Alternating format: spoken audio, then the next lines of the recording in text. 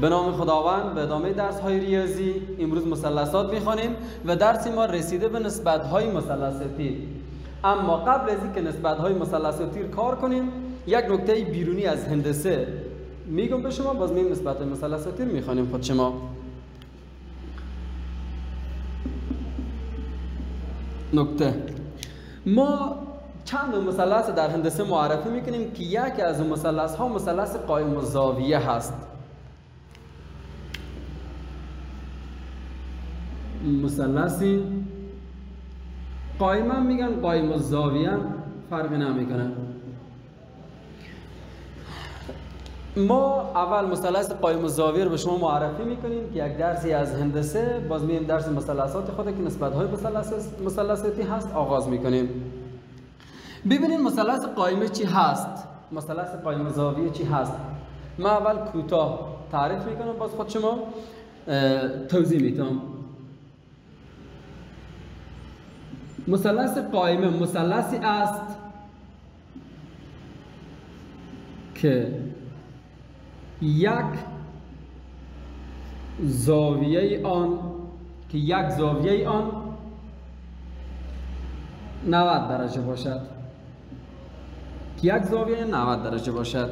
شما مثلا همین مثلث در نظر بگیرید.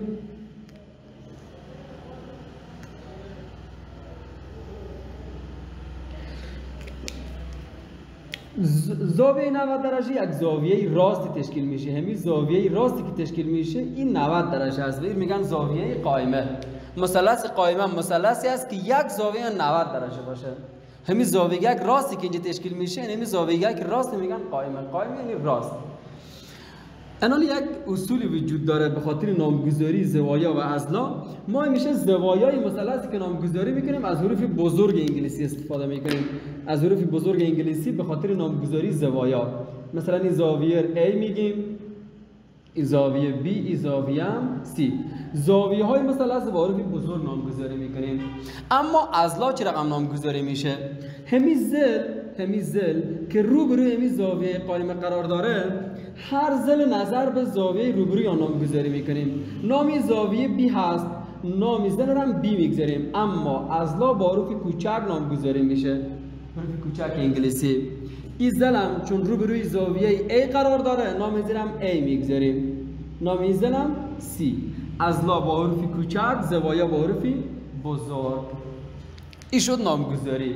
ما به مثلث میگیم مثلث قائمه چون یک زاویه یا 90 درجه است. هر مثلث 3 زاویه داخلی داره و مجموعه زوایای داخلی آن 180 درجه میشه. مثلا این زاویه که 90 درجه است، این زاویه B، زاویه B 90 درجه است. این دو زاویه دیگه A و C را هم که جمع کنیم، زاویه A را هم که با زاویه B جمع کنیم، اینا مجموعهشون 90 درجه میشه. خب این شد مثلث قائمه. مثلث قائمه یک زل بزرگ داره. همیشه یک زل بزرگ در مثلث قائمه وجود داره و او هم زلی هست که روبروی زاویه قائمه قرار داره. همین زلی که روبروی زاویه قائمه قرار داره این همیشه از همه اضلاع بزرگتره و این یک نامی داره، این میگن وتر. و ما به خاطر آسانی کار خود وتر میگیم. وتر یعنی وصل کننده، اما ما به خاطر اینکه ساده تر بتونیم تلفظ بکنیم این وتر میگیم. و این دوزلی هم که پهلوی زاویه قائمه قرار داره، این دوزل هم اضلاع قائم میگن. این هم زلی قائم هست، این هم زلی قائم هست.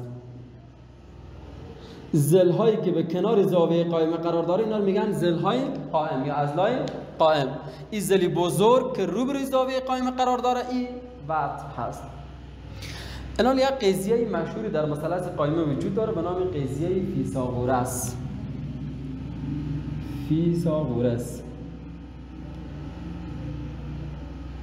قضیه فیثاغورس چی میگه؟ فیثاغورس میگه در مثلث قائمه، اول به زبان دری نوشته میکنم، مربع وتر مساوی به مجموعه یعنی حاصل جمع، مساوی به مجموعه مربعات یعنی توانهای دو، مربعاتی اضلاع قائم.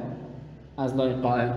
همین گپ من به زبان ریاضی نوشته میکنم به شما. مربع وتر ما چی گفتیم؟ B. پس مربع B مساوی به مجموعه یعنی حاصل جمع مجموعه مربعات اضلاع قائم. اضلاع قائم رو هم گفتیم A و C. پس مربع وتر مساوی به مربع A جمع مربع B یعنی جمع مربع C. جمع مربع C. مربع وتر مساوی به مجموعه مربعات اضلاع قائم چون A و C اضلاع قائم هستند. این شد مثلث قائم و زاویه که من خواستم قبل از اینکه نسبت مثلثاتی رو به شما معرفی کنم مثلث قائمه رو بشناسین. به خاطر معرفی کردم گرچه درسی به هندسه شما کاملا اونجا میخوانین اما چون نیاز بود نسبت های مثلثاتی به خاطر معرفی کردم. مثلث قائمه چی هست؟ مثلثی است که یک زاویه 90 درجه باشد و یک ضلع بزرگ داره مثلث قائمه که اون وتر میگن و ضلع بزرگ وتر همیشه روبروی زاویه قائمه قرار داره و دو تا زاویه حاده داره. یکی که قائم شد 90 درجه شد، دو تا دیگه باید حتما حاده است. دو زاویه حاده داره و یک قضیه مشهور داریم در مثلث قائمه که به نام قضیه فیثاغورس یاد میشه و فیثاغورس میگه مربع وتر مساوی به مجموعه مربعات اضلاع قائم. الان ما شما نسبت های مثلثاتی را آغاز میکنیم. نسبت های مثلثاتی شما ببینید مثلث قائمه دو تا زاویه حاده داره. به هر یک از همین زوایای حاده مثلث قائمه 6 تا نسبت مثلثاتی تعریف شده. به هر یک از همین زوایای حاده مثلث قائمه 6 تا نسبت مثلثاتی تعریف شده که من قبل از اینکه برم نسبت مثلثاتی رو به شما بگم چند تا اصطلاحات داخل نسبت های مثلثاتی داریم که میال معرفی میکنم. باز میریم نسبت های مثلثاتی رو توضیح میدم کار میکنم شما.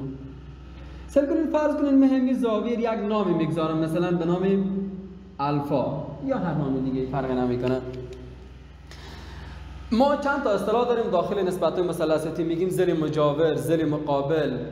اینا اصطلاحاتی است که از روی مثلث قائمه به شما معرفی میکنم. شما همین زاویه رام گذاشتین الفا.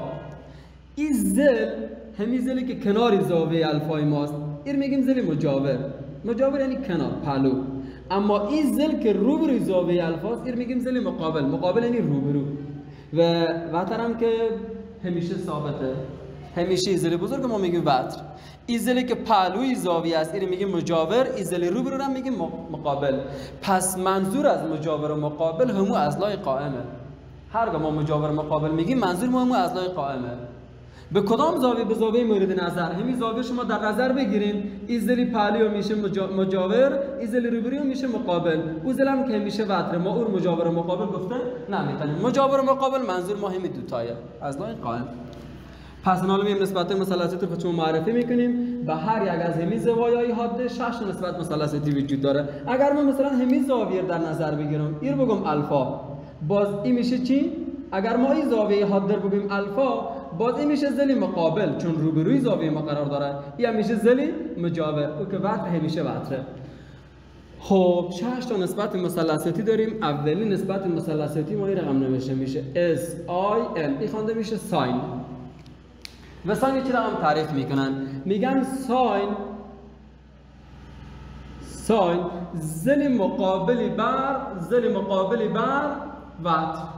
ضلع مقابلی بر وتر. این تعریفی ساینه. ضلع مقابل بر وتر. دومین نسبت مثلثاتی که ما داریم یک سی اوی که به اول ساین بگذاریم میشه کوساین. و ساده تر تنها سی او اس نوشته میکنیم کوساین. کوساین چی رقم تعریف میکنن؟ میگن کوساین ضلع مجاوری بر وتر.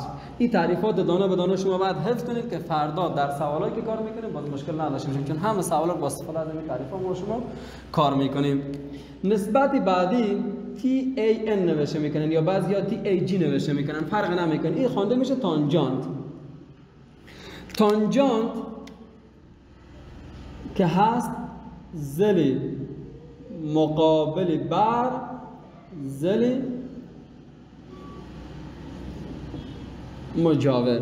این نسبت بعدی که ما داریم، ما گفتیم 6 نسبت مثلثاتی داریم. نسبت بعدی ما یک سی اویی که به اول تانجانت بگذاریم خوانده میشه کوتانجانت. تنها سی او تی نوشته میکنن کوتانجانت. اینا رو ببینین، کوتانجانت معکوس تانجانته. پس کوتانجانت چی رقم میشه تعریف کوتانجانت؟ ما گفتیم کوتانجانت معکوس تانجانته. پس کوتانجانت میشه ضلع مجاوری بر ضلع مقابل. ضلع مجاوری بر ضلع مقابل. اما نسبت بعدی سیکنته و سیکنت معکوس کوساینه. کوساین چی بود؟ مجاور بر وتر. پس سیکن میشه وتری بر ضلع مجاور. و آخرین نسبت ما که کاسیکنت، یک سی اوی که به اول سیکنت بگذاریم میشه کاسیکنت که باز ما ساده تری رقم نوشته میکنیم، مخففات به خاطر ساده سازیه. CSC کاسیکن. کاسیکن باز معکوس ساینه. پس کاسیکن چی رقم میشه؟ تعریفی میشه وتری بر ضلع مقابل. وتری بر ضلع مقابل. به نظر من اگر شما همین گپ خوبیه که همین ستا معکوسی ستا اولیه رقم یاد بگیرید، شما رو کمک میکنه زودتر حفظ کنین. شما خب مجبورین این ستا رو حفظ بکنین، اما این ستا رو از روی ستا اگر یاد بگیرین بهتر شما رو کمک میکنه زودتر یاد میگیرین. این سدانه رو از روی ستا یاد بگیرین. ساین ضلع مقابلی بر وتر، کوساین ضلع مجاوری بر وتر، تانجانت ضلع مقابلی بر مجاور. اما کوتانجانت معکوس تانجانت، سیکند معکوس کوساینه و کاسیکند معکوس ساینه. این ستا برعکس ایناست. اگر رقمی یاد بگیرن حفظ کنین شما بیشتر کمک میکنه. امروز کفایت میکنه، فردا به ادامه مثال کار میکنیم و درس ما شما ادامه داره. هر جایی اگر شما مشکل دارین در درس اول مثلثات یا ادامه، هر جایی که مشکل دارین میتونیم پیام بگیرین، با همون نکات کار میکنیم، با شما شریک میسازیم. روزی خوشی داشته باشین. خدا نگهدار.